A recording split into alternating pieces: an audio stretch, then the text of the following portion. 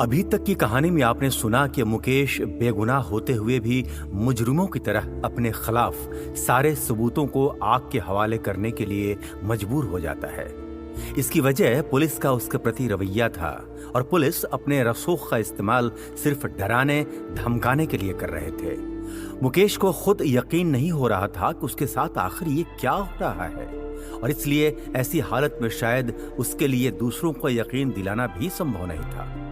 अपने बैग और जैकेट को आग के हवाले करते हुए वो कविता की शक की नजर से नहीं बच पाता है।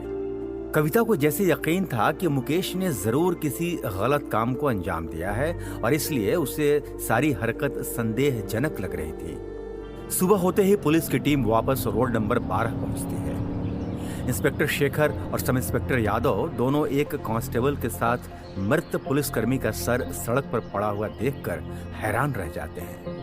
सब इंस्पेक्टर यादव और कांस्टेबल काफी भयभीत लग रहे होते हैं, लेकिन सब इंस्पेक्टर शेखर के चेहरे पर गुस्सा छलक रहा था और वह गुस्से में कहता है, कोई है जो पुलिस डिपार्टमेंट को चैलेंज कर रहा है?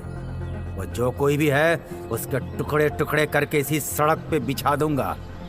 सब इंस्पेक्टर यादव इस पर कोई टिप्पणी नहीं करता है। इंस्पेक्टर शेखर उससे पूछता है, बाकी बॉडी का कुछ पता लगा? नहीं सर, आसपास कहीं नजर नहीं आया है। थोड़ा आगे चल के देखते हैं। इंस्पेक्टर सोचता हुआ बस सर हिलाता है। तभी उसकी वॉकी पर फटी हुई आवाज आनी शुरू होती है। हेलो, सब इंस्पेक्टर का बॉडी पार्ट 2 किलोमीटर दूर नजर आया है, जाकर चेक करो। Over and out. ये सुनते ही शेखर चौंक जाता है। उसे देखते हुए सब इंस्पेक्टर यादव बहुत उत्सुक होकर उससे पूछता है, क्या हुआ सर? इसकी बॉडी 2 किलोमीटर दूर पड़ी है, शेखर गंभीर आवाज में कहता है। किसकी हिम्मत हो सकती है अब पुलिस वालों को ऐसे हलाल करने की, वो भी 2 दिन में 3 पुलिसकर्मियों की? सब इंस्पेक्टर यादव पूछता है। शेखर उसे सिर्फ घूरते हुए देखता और कहता है, जल्दी चलो, यहां सोचने से कुछ नहीं होने वाला।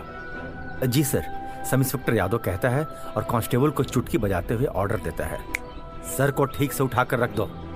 कांस्टेबल पड़े हुए सर को ग्लोव्स लगाकर एक प्लास्टिक बैग में रख लेता है और पुलिस वैन में बैठकर गाड़ी स्टार्ट करता है। तीनों वहां से आगे बढ़ते हैं। वहीं दूसरी तरफ देखते सुबह होते ही मुकेश का फोन रिंग हो रहा है और वो अभी सोया हुआ है।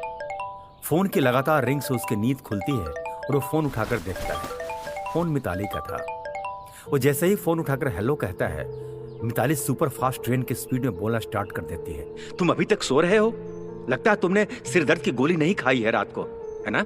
लेकिन हर बार की तरह इसके पहले कि मुकेश उसके सवाल का जवाब दे पाता, मिताली वापस अपनी रफ्तार में कहती है, रात को ठीक से नहीं सोने से हेल्थ बिगड़ जाएगा और तुम क्रिकेट ग्राउंड पे ही झपकी लेना शुरू कर दोगे। क्रिकेट की बात सुनते ही मुकेश को याद आया कि आज उसे प्रैक्टिस के लिए जाना चाहिए। मिताली, मैं जल्दी से ग्राउंड जाता हूँ, अगर आज नहीं गया तो टीम में पक्का सिलेक्शन नहीं होगा। ये कहकर वो बिस्तर से उठने ही वाला होता है कि मिताली उससे कहती है, हेलो, तुमने मुझसे सुबह मिलने के लिए कहा था। मैं यहाँ पागलों की तरह सुबह से तैयार बैठी हूँ और तुम्हें अब प्रैक्टिस के लिए जाना है। मुकेश काफी कंफ्यूज्ड सा दिखने लगता है और उसे समझाते हुए कहता है, अरे मैं तुमसे मिल रहा हूँ, एक काम करो, तुम ग्राउंड के पास ही आ जाओ, हम वहीं मिलते हैं। लेकिन सुनो, रोड नंबर 12 से मत आना। ये सुनते ही मिताली को कुछ अजीब लगता है और वो पूछती है, क्यों? रोड नंबर 12 में क्या प्रॉब्लम है? अरे तुम बस मेरी बात मान लो, मैं तुमसे मिलकर सारी बात बताऊंगा ना, और मैं खुद भी रोड नंबर 12 से नहीं जा रहा हूं, मुकेश उससे रिक्वेस्ट करते हुए कहता है। मिताली आखिर में उसकी बात मानने को तैयार हो जाती है, लेकिन उसका मन कुछ बेचैन सा लगने लगता है और वो खुद से बुदबुदाती हुई कहती है, रोड नंबर 12 पर ऐसा क्या झोल हुआ है जो मुझे ये उधर जाने से मना कर रहा है? ये कहते हुए अपनी उत्सुकता को शांत करने के लिए अपने फोन के गूगल पेज पर रोड नंबर 12 लिखकर सर्च करती है। सर्च रिजल्ट में उसने एक हेडलाइन पढ़ा, रोड नंबर 12 पर 2 पुलिस कर्मियों की संदिग्ध हालत में लाश बरामद हुई है। पुलिस ने एक विटनेस से पूछताछ की है, लेकिन अभी कोई रिजल्ट सामने नहीं आया है। यह पढ़ते ही मिताली के चेहरे पर घबराहट साफ नजर आने लगती है। मुकेश अपने प्रैक्टिस के लिए ग्राउंड पर आकर अपने कोच से मिलता है और उसे सारी वजह बताता है कि कल वह क्यों नहीं आ पाया और पुलिस ने उसे शहर से बाहर जाने के लिए भी मना कर दिया है।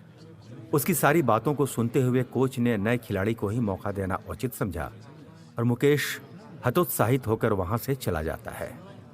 दूसरी तरफ रोड नंबर 12 पर इंस्पेक्टर शेखर अपनी टीम के साथ सड़क के उस पॉइंट पर पहुंचता है जहां पुलिस वाले का धर मिला था। सारे पुलिसकर्मी कटा हुआ धर देखकर हैरान परेशान लग रहे हैं। सामने का खौफनाक मंजर देखकर उन्हें अपनी आंखों पर यकीन नहीं हो रहा था। सबके मन में एक ही सवाल था कि आखिर वह कौन है जो इस रोड पर एक एक कर पुलिस वालों की बलि चढ़ा रहा है। इंस्पेक्टर शेखर गहरी सोच में डूबा हुआ कहता है, ऐसी हिम्मत सिर्फ सूरज सिंह के गैंग के लोग कर सकते हैं। ये सुनते ही सब इंस्पेक्टर यादव बड़ी हैरत से उससे पूछता है, लेकिन सर सूरज सिंह गैंग की तो पुलिस वालों से कोई दुश्मनी नहीं है, यहाँ तक कि एसएसपी साहब के घर उसका आना जाना भी है। इंस्पेक्टर शेखर इस गुत्थी को समझने में लगा ही था कि तभी वहां एम्बुलेंस सायरन देते हुए आती है। एम्बुलेंस से 2 लोग स्ट्रेचर लेकर उतरते हैं, बॉडी को उस पर रख एम्बुलेंस के अंदर लेकर वहां से चले जाते हैं। इंस्पेक्टर शेखर एम्बुलेंस को जाते हुए देखता रहता है, फिर पलटकर आसपास देखता है। कुछ सोचने के बाद वो सब इंस्पेक्टर यादव से कहता है, ये कल वाला खिलाड़ी कुछ तो छुपा रहा है हमसे, उसे वापस पुलिस स्टेशन बुलाना पड़ेगा। जी जनाब, सब इंस्पेक्टर यादव उसकी बात पर अमल करते हुए कहता है। उधर मुकेश अपने स्कूटर को लेकर एक गैराज वाले के पास आता है। गैराज वाला गाड़ियों की मरम्मत में लगा होता है, तो तभी मुकेश उससे कहता है, ये स्कूटर अच्छे से साफ कर रहा है। गैराज वाले स्कूटर की तरफ देखते हुए कहता है, हो जाएगा। मुकेश फिर उससे थोड़ा हिचकिचाते हुए कहता है, पेंट हो जाएगा। गैराज वाला बड़े बेफिक्र अंदाज में किसी गाड़ी का टायर बदलते हुए कहता है, होगा क्यों नहीं सर, अपना तो काम ही यही है। हाँ वो तो है, लेकिन जरा जल्दी चाहिए, अभी हो जाएगा तुरंत। गैराज वाला मुंह बनाते हुए कहता है, तुरंत कैसे होगा सर, थोड़ा टाइम लगेगा। मुकेश उससे रिक्वेस्ट करते हुए कहता है, थोड़ा अर्जेंट है, कुछ एक्स्ट्रा पैसे ले लो, लेकिन अभी कर दो, कहीं काम से जाना है। गैराज वाला सोच कर कहता है, ठीक है, लेकिन एक्स्ट्रा दे देना, बाद में मचमच नहीं चाहिए। मुकेश उसे भरोसा दिलाते हुए कहता है कि वो बस जल्दी काम कर दे।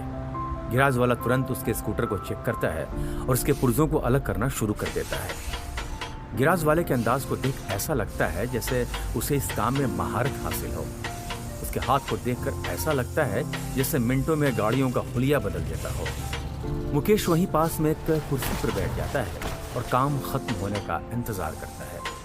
मिताली एक सुनसान जगह मुकेश के आने का इंतजार कर रही होती है। इंतजार से परेशान वो फोन निकालकर मुकेश का नंबर डायल करने ही वाली होती है कि तभी उसकी नजर एक चमचमाती हुई नई स्कूटर पर पड़ती है। स्कूटर पर देखती है कि मुकेश बैठा हुआ है और वो स्पीड में उसकी ओर ही आ रहा है। मुकेश पास आकर स्कूटर पार करके उतरता है कि मिताली गुस्से में उससे कहती है, तुम्हारे पास अकल नाम की कोई चीज है या नहीं? मैं तुम्हारे कारण कल से परेशान हूं और तुम वेट कराए जा रहे हो। मुकेश तुरंत उससे माफी मांगते हुए कहता है, सॉरी, मैं बहुत मुसीबत में हूं मिताली, मेरा करियर, मेरी लाइफ सब बर्बाद हो सकता है। मिताली उससे घूरते हुए कहती है, अब औरतों की तरह रोना बंद करो, तुम्हारी लाइफ बर्बाद हो रही है, तुम नया स्कूटर लेकर घूम रहे हो। अरे ये पुराना ही है, बस अभी पेंट करवाया हूं। मुकेश उससे कहता है, लेकिन ऐसी क्या अर्जेंसी आ गई थी इसे पेंट कराने की, और ये रोड नंबर 12 का क्या लोचा है? मिताली पूछती है। मुकेश उसके मुंह से रोड नंबर 12 का जिक्र सुनते ही सहम जाता है और उससे कहता है, वही तो बताने के लिए तुम्हें बुलाया है। मैं जानती हूँ कि वहाँ 2 पुलिस वालों का मर्डर हुआ है। मिताली बड़े आत्मविश्वास के साथ कहती है, लेकिन मुकेश उसकी बात को नकारते हुए उसे बताता है, 2 नहीं 3। ये सुनते ही मिताली चौंकते हुए मुकेश को देखती और पूछती है, 3 मर्डर? हाँ 3। मुकेश उससे गंभीरता से कहता है। मिताली मुकेश के इस जवाब से घबरा जाती है और उससे और डिटेल जानने की कोशिश करती है, लेकिन तुम्हें कैसे पता कि 3 पुलिस वालों का मर्डर हुआ है? न्यूज में तो सिर्फ 2 बता रहे हैं। मिताली उससे पूछती है। मुकेश लंबी सांसें लेते हुए उसे देखकर जवाब देता है, क्योंकि तीसरा मर्डर मेरे सामने हुआ था और उस पुलिस वाले ने अपना दम मेरे स्कूटर पर ही तोड़ा था। मुकेश के इस जवाब से तो मिताली को एक सदमा सा लग जाता है। तुम्हारे स्कूटर पर दम तोड़ा? ये तुम क्या कह रहे हो? कहीं इसमें तुम्हारा हाथ तो नहीं है? मिताली हैरान उससे पूछती है। बिल्कुल नहीं यार, मेरी पुलिस वाले से क्या दुश्मनी हो सकती है, और अगर होगी भी तो मुझे कौन सा डॉन या माफिया बनना है। मुकेश जवाब में उससे कहता है, तो तुम्हारे स्कूटर पे ये सब कैसे हुआ, मुझे पूरी बात बताओ यार। मिताली घबराई हुई उससे कहती है। मुकेश फिर इत्मीनान से उसे समझाते हुए कहता है, कल मैं सुबह प्रैक्टिस के लिए जा रहा था, तभी 2 पुलिस वालों की लाश दिखी। मैंने पुलिस हेल्पलाइन नंबर पर कॉल करके उन्हें ये इन्फॉर्मेशन दे दिया। बस उसके बाद ये पुलिस वाले मेरे पीछे ही पड़ गए। दिन भर पुलिस स्टेशन में बिठा कर रखा, यहाँ तक कि शहर से बाहर जाने के लिए भी मना कर दिया। फिर शाम को मैं रोड नंबर 12 से घर जा रहा था और तभी एक पुलिस वाला हांफता हुआ मुझे रोका और मेरे स्कूटर के पीछे बैठ गया। मुझे बचा लो कहने लगा। मैं भी स्कूटर ड्राइव करने लगा कि तभी एक तेज हवा का झोंका आया और उसके सर को उड़ा ले गया। इतना सुनते ही मिताली बीच में उसकी बात काटते उससे कहती है, ये क्या बकवास कर रहे हो तुम? उस हवा ने सिर्फ उसी का सर क्यों उड़ाया, तुम्हारा सर क्यों छोड़ दिया? अरे तुम्हें लगता है कि कोई तुम्हारी बात पर विश्वास करेगा? मैं जानता हूं कि कोई नहीं करेगा, इसलिए तो मैं सिर्फ तुमसे अपनी परेशानी शेयर कर रहा हूं। अरे तुम तो मेरा विश्वास कर सकती हो। मुकेश भावुक होकर उससे कहता है। मिताली चुपचाप बस उसे देखते रहती है और मुकेश आगे कहता है, मैं बहुत डर गया था, किसी तरह जान बचाकर वहां से भागा, लेकिन मेरे कपड़े और स्कूटर पर खून के निशान लग गए थे, इसलिए स्कूटर को पेंट करवा दिया। ऐसा लगता है जैसे पूरी लाइफ खराब हो जाएगी, और अगर तुम्हें लगता है कि मेरी बात पर यकीन नहीं है तो तुम मुझसे ब्रेकअप कर सकती हो। मिताली की आंख में उसकी बात से बंद हो जाती है और वो बस उसे गले से लगा लेती है। ब्रेकअप का नाम लिया तो मुझसे बुरा कोई नहीं होगा। मैं जानती हूं कि तुम इनोसेंट हो। ये सुन मुकेश को कुछ राहत मिलती है। मिताली फिर अलग होकर कुछ सोचते हुए उससे कहती है, लेकिन ये हवा कैसी थी जिसने एक पुलिस वाले का सर ही उड़ा दिया? हवा का झोंका था या कोई तलवार की धार? कुछ समझ नहीं आया। मुकेश उससे कहता है। वह इंस्पेक्टर शेखर अब वापस पुलिस स्टेशन लौट चुका है और सब इंस्पेक्टर यादव उसके पास आकर उसे जरूरी बात बताता है। सर, इस मुकेश पर तो 2 साल पहले अटेम्प्ट टू मर्डर केस हुआ था, यहीं पास के थाने में। ये सुनते इंस्पेक्टर शेखर एक गहरी सांस लेता है और पूरे कॉन्फिडेंस के साथ खुद को बुद्धिमान दिखाते हुए कहता है, देखा, मैं इंसान को एक बार देखकर समझ जाता हूं कि वो कितने पानी में है। सर, एक और जरूरी बात है, सब इंस्पेक्टर यादव कहता है। इंस्पेक्टर शेखर उससे पूरी बात बताने को कहता है। सर, इस मुकेश का फोन सर्विलांस पर रख दिया था और इसके फोन का लोकेशन कल रात भी रोड नंबर 12 ही बता रहा है, सब इंस्पेक्टर यादव कहता है। ये सुनते ही इंस्पेक्टर शेखर गुस्से में लाल हो जाता और गंभीर आवाज में कहता है, बुला इस खिलाड़ी को यहां। Okay sir, sub inspector Yadav जवाब देता है। क्या है मुकेश के अतीत का राज? किसकी जान का प्यासा था वो? क्या मुकेश का बीता हुआ कल उसके आने वाले कल पर हावी हो जाएगा? सभी सवालों का जवाब जानने के लिए सुनते रहिए रोड नंबर 12